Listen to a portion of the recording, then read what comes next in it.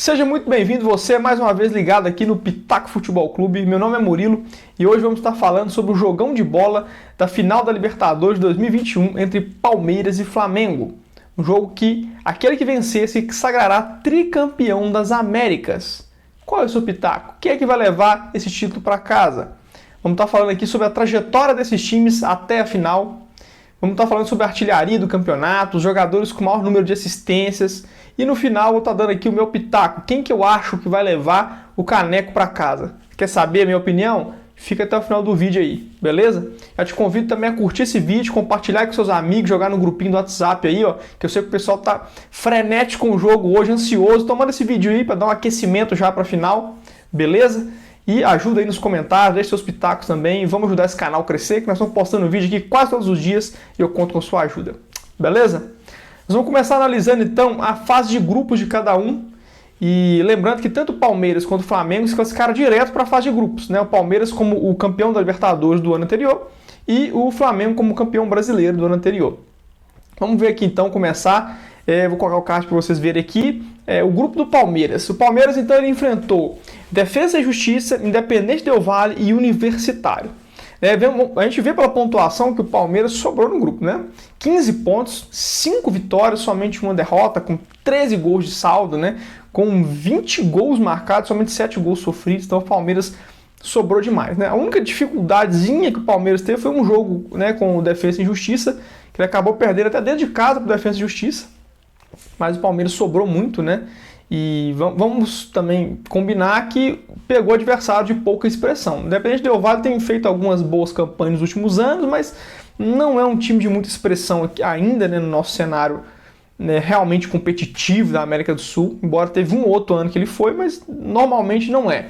E fez uma pontuação baixíssima no grupo, a gente pode ver que o time não é dos melhores, né, no ano de 2021.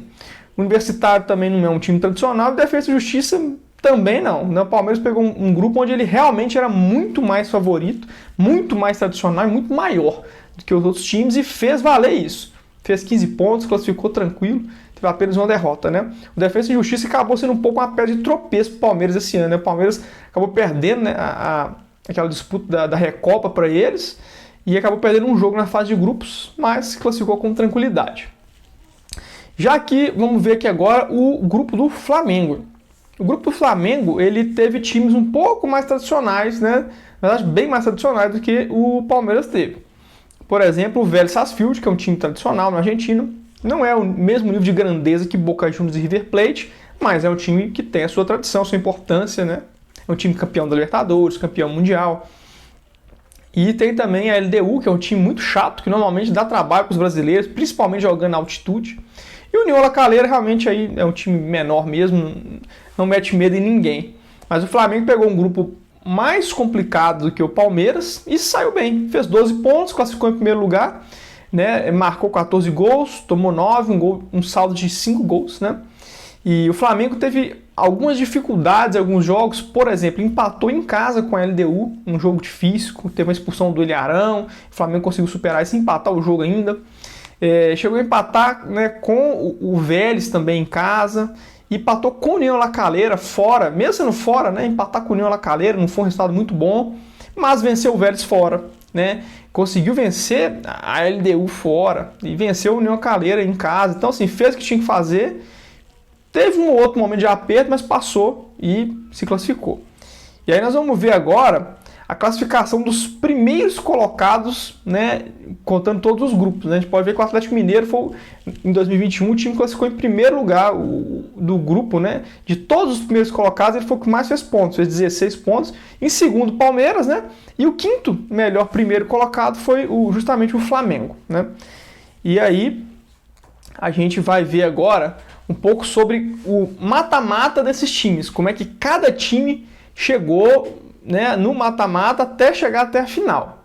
E vamos começar falando aqui do mata-mata do Flamengo, né? O Flamengo pegou justamente nos oitavos de finais o Defensa e Justiça do grupo do Palmeiras, né? E o primeiro jogo ali o Flamengo venceu lá na Argentina por 1-0. Não foi um jogo tão fácil. O primeiro tempo, principalmente, o Defensa ficou muito em cima e tudo, mas o Flamengo conseguiu fazer seu gol e segurar o resultado.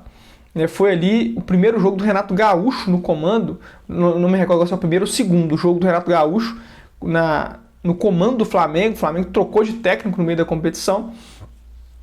E foi um jogo duro, mas o Flamengo conseguiu a vitória. E quando trouxe o jogo para o Brasil, o jogo de volta, né? Aí o Flamengo sobrou, fez 4-1, porque o Flamengo realmente é muito maior que o Defensa e Justiça, e aí acabou conseguindo fazer o seu resultado com tranquilidade. Já nas quartas de finais, o Flamengo acabou pegando o Olímpia. E o Olímpia, embora seja um time tradicional, multicampeão, mas há muitos anos ele não monta um time assim, realmente competitivo, né? Em 2013 ele chegou na final da Libertadores contra o Atlético Mineiro, acabou perdendo, mas o time não era tão bom. Então o Olímpia, embora seja um time muito tradicional, há muitos anos ele realmente não bota muito medo na gente, não. E nos times brasileiros e argentinos, né, pelo menos. E acabou que o Flamengo realmente é muito superior. O Olímpia ter passado do Internacional já foi assim, um milagre, né? O Inter dominou o jogo de volta, teve 1 milhão de chances de gol lá e errou e tal. E acabou passando coisa do futebol. E aí ficou mais fácil para o Flamengo. O Flamengo goleou, né, os 2 jogos, 4-1 fora, 5-1 em casa, e talvez podia ter sido até mais, passou com muita tranquilidade. Na semifinal, poderia ter sido o Fluminense, seria um Fla-Flu na semifinal, muita gente esperava por isso. Mas o Barcelona acabou superando o Fluminense, né, com a regra do gol fora de casa, que inclusive pro ano que vem já não vai valer mais essa regra. E aí, o Flamengo também passou com tranquilidade do Barcelona. Ganhou os 2 jogos por 2-0. E a gente pode ver assim, o Barcelona, o Flamengo pegou moleza. Olha, realmente eu acho que um Fla-Flu seria mais difícil. Mas o Barcelona não é qualquer time. O Barcelona, ele fez uma boa campanha na fase de grupos. Ele passou em primeiro lugar. Ele venceu num grupo onde tinha Santos, onde tinha Boca Juniors, times mais tradicionais, ele passou em primeiro lugar. Ele conseguiu eliminar Vélez Sarsfield. Então, assim, ele não é um time bobo, não. Realmente, o Barcelona teve, pelo menos durante a Libertadores, um time consistente. E o Flamengo, mesmo assim, conseguiu vencer e superar. Então, embora não seja um time extremamente tradicional, não era um time ruim que o Flamengo venceu, não. E agora vamos analisar o chaveamento do Palmeiras, né? O Palmeiras pegou então a Universidade Católica, que é um time assim, que recorrentemente a gente vê ele nas competições, mas que não costuma pôr muito medo nos times brasileiros, argentinos não. Ele costuma ser eliminado pela gente com certa tranquilidade. E o Palmeiras foi lá, venceu os 2 jogos por 1-0, né, se classificou. E aí foi para um confronto mais difícil, que era contra o seu rival direto, o São Paulo. São Paulo este que tinha vencido o próprio Palmeiras na final do Paulista desse ano. Então o Palmeiras já tinha sido vice para o São Paulo, então era uma chance de revanche. E o São Paulo contra o São Paulo, e o Palmeiras conseguiu realmente a revanche. Empatou o primeiro jogo, né, dos domínios do São Paulo por 1-1 e depois meteu um 3-0 aí com vareio de bola no São Paulo e conseguiu se classificar. Então foi uma eliminatória difícil por ser um clássico, sendo que o Palmeiras já tinha sido, né, eliminado pelo São Paulo esse ano, sendo vice para ele no Paulista. E além de ser um clássico nacional também, então assim, acho que é um jogo difícil, onde o Palmeiras conseguiu passar bem. E aí foi para a semifinal, onde para mim é o jogo mais emblemático dessa Libertadores até aqui. O confronto, né, mais emblemático, o mais esperado, o mais aguardado até aqui, né, sem contar a final, que foi Atlético Mineiro e Palmeiras. Porque os 2 times muito bem no Campeonato Brasileiro, né, até certo ponto ali disputando o título brasileiro, e o Atlético Mineiro, alguns apontando até um certo favoritismo para esse confronto, e o Palmeiras foi lá e conseguiu, no melhor jeito, Abel Ferreira de ser, arrancou um empatezinho em São Paulo, em seus domínios, em 0-0, segurou o resultado, o Hulk errou pênalti nesse jogo, e no jogo da volta o Atlético Mineiro sai na frente, o Palmeiras consegue empatar, e pelo critério do gol fora de casa, que ano que vem não vai ter, ele consegue eliminar aquele que seria ao lado do Flamengo, talvez os mais apontados pela mídia como prováveis finalistas, né, da Libertadores. Então, aqui o Palmeiras venceu aquele que foi o maior confronto até então, antes da final, né, da Copa Libertadores. E aí vamos agora fazer então a final, Flamengo e Palmeiras, né? Vamos falar um pouco também sobre quem são os artilheiros e melhores assistentes da competição. Eu estou colocando o card aí mostrando os principais ali artilheiros da competição. A gente vê que o artilheiro, né, bem acima dos outros é o Gabigol. O Gabigol tem 3 gols de frente para Hulk e Fred, que são os segundos lugares, né? E o Bruno Henrique, que também é do Flamengo, já vem logo em seguida com 6 gols. E o Rony, do Palmeiras, também tem 6 gols. Então, artilheiro com sobra. O Gabigol, dificilmente alguém vai passar ele. Provavelmente ele vai terminar realmente ali como artilheiro, porque dificilmente o Rony vai fazer ali 4 ou 5 gols, ou ele e o Bruno Henrique, não vai passar o Gabigol, né? Muito difícil isso acontecer. E assistências, Arrascaeta, também do Flamengo, 5 assistências na competição. O Savarino do Atlético Mineiro também tem 5. E aí o Flamengo, olha o tanto de gente que o Flamengo tem com assistências. Gabigol, Everton Ribeiro, Bruno Henrique, todos com 4 assistências no campeonato. Então o Flamengo tem jogadores que estão com números individualmente muito bons na competição. E quem eu acho que sofreu mais para chegar nessa final? Eu acho que foi um pouco equilibrado pelo seguinte: o Palmeiras teve uma fase de grupos mais fácil. Já o mata-mata do Palmeiras foi mais difícil. Então eu acho que ficou um pouco equilibrado quem sofreu mais, mas eu acho que o mata-mata tem mais peso do que a fase de grupo. Então eu colocaria que o Palmeiras sofreu um pouco mais, precisou ali enfrentar um rival direto do seu próprio estado, para quem já havia perdido um mata-mata nesse ano, conseguiu superar o São Paulo, e também venceu aquele que alguns apontavam da imprensa tudo como grande bicho-papão, tal que era o Atlético Mineiro, que foi lá e eliminou também. Então eu acho que o Palmeiras, por ter sofrido mais em mata-mata, acabou realmente sofrendo um pouquinho a mais. E aí vamos ver aqui agora as prováveis escalações dos times para a partida de hoje da grande final. É provável escalação porque a gente não tem como ter certeza se os técnicos vão mudar uma estratégia ou outra. O Flamengo, por exemplo, a gente não sabe exatamente se vai entrar com a Arrascaeta de cara, né? Porque ele está se recuperando fisicamente ainda, provavelmente não está 100% fisicamente. Ou se vai entrar com o Michael, que tinha substituído ele muito bem ao longo do Campeonato Brasileiro e tudo. Como é que vai ser a escalação inicial do Flamengo, a gente não tem certeza. O Abel Ferreira também, às vezes ele muda o time de acordo com o adversário, faz uma estratégia diferente, então não dá para ter uma plena certeza de como é que os times vão entrar hoje. Mas uma provável escalação desses times são essas que estão na tela aí, com o Palmeiras entrando no 3-5-2, né, ali na frente com o Rony e Dudu no ataque, com o Felipe Melo, Gustavo Gomes e Luan, e no meio de campo com, né, talvez Mike ou Marcos Rocha, e Rafael Veiga, Zé Rafael, Danilo e o Píqueres. E o Flamengo jogando provavelmente com aquilo que ele tem de melhor. Talvez, eu acho que a única alteração seria talvez o Michael no lugar do Arrascaeta para começar o jogo por uma questão física, e talvez o Arrascaeta entrasse no segundo tempo. E jogaria com Diego Alves, Isla, Rodrigo Caio, Davi Luiz, Felipe Luiz, Andrés Pereira, William Arão, Bruno Henrique, Arrascaeta, Everton Ribeiro e Gabigol. Essas seriam as prováveis escalações dos times. Quem eu destacaria aqui de jogadores que eu acho que podem decidir essa partida? O Everton no gol, eu acho que é o melhor goleiro em atuação no Brasil hoje.